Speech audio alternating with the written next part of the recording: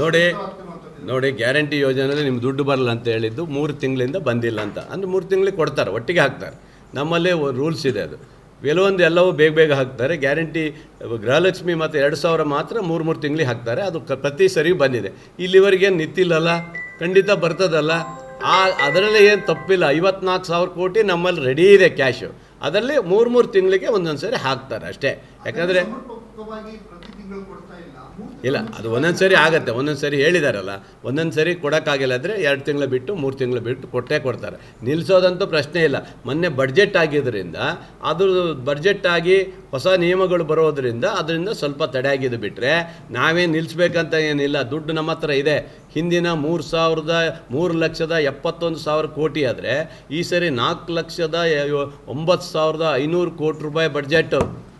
ಭಾರಿ ಗಾತ್ರದ ಬಡ್ಜೆಟನ್ನು ಮುಖ್ಯಮಂತ್ರಿಗಳು ಮಾಡಿದ್ದಾರೆ. ಯಾವುದೇ ಕೊರತೆ ಇಲ್ಲ. ನಮ್ಮ ಕ್ಷೇತ್ರದಲ್ಲೇ ಇವತ್ತು ಗ್ಯಾರಂಟಿ ಯೋಜನೆ ಹೋಗಿ ಬೇಕಾದಷ್ಟು ಹಣವನ್ನು ಈ ತಾಲೂಕಿಗೆ ನಾವು ತಂದು ಕೊಡ್ತಾ ಇದ್ದೀವಿ ಅಂತ ಹೇಳಿದ್ರೆ ನಮ್ಮ ಸರ್ಕಾರ 2 ವರ್ಷದ ಸಾಧನೆಯನ್ನು ಚೆನ್ನಾಗೇ ನಿರ್ವಹಿಸ್ತಿದೆ ಅಂತ ನಮ್ಗೆ ಅರ್ಥ ಆಗ್ತದೆ. ನೋಡಿ ಗ್ಯಾರಂಟಿ ಯೋಜನೆಯಲ್ಲಿ ನಿಮ್ಮ ದುಡ್ಡು ಬರಲ್ಲ ಅಂತ ಹೇಳಿದ್ದು 3 ತಿಂಗಳಿಂದ ಬಂದಿಲ್ಲ ಅಂತ ಅಂದರೆ 3 ತಿಂಗಳಿಗೆ ಕೊಡ್ತಾರೆ, ಒಟ್ಟಿಗೆ ಹಾಕ್ತಾರೆ. ನಮ್ಮಲ್ಲೇ ರೂಲ್ಸ್ ಇದೆ, ಅದು ಎಲ್ಲವೂ ಬೇಗ ಹಾಕ್ತಾರೆ. ಗ್ಯಾರಂಟಿ ಗೃಹಲಕ್ಷ್ಮಿ ಮತ್ತು 2000 ಮಾತ್ರ 3 ತಿಂಗಳಿಗೆ ಹಾಕ್ತಾರೆ. ಅದು ಪ್ರತಿ ಸರಿ ಬಂದಿದೆ. ಇಲ್ಲಿವರೆಗೇನು ನಿಂತಿಲ್ಲಲ್ಲ, ಖಂಡಿತ ಬರ್ತದಲ್ಲ. ಅದರಲ್ಲಿ ಏನು ತಪ್ಪಿಲ್ಲ. 54,000 ಕೋಟಿ ನಮ್ಮಲ್ಲಿ ರೆಡಿ ಇದೆ ಕ್ಯಾಶು. ಅದರಲ್ಲಿ 3 ತಿಂಗಳಿಗೆ ಒಂದೊಂದು ಸರಿ ಹಾಕ್ತಾರೆ ಅಷ್ಟೇ. ಯಾಕಂದರೆ ಇಲ್ಲ, ಅದು ಒಂದೊಂದು ಸರಿ ಆಗುತ್ತೆ. ಒಂದೊಂದು ಸರಿ ಹೇಳಿದಾರಲ್ಲ, ಒಂದೊಂದು ಸರಿ ಕೊಡೋಕ್ಕಾಗಿಲ್ಲ ಅಂದರೆ 2 ತಿಂಗಳು ಬಿಟ್ಟು 3 ತಿಂಗಳು ಬಿಟ್ಟು ಕೊಡ್ತಾರೆ.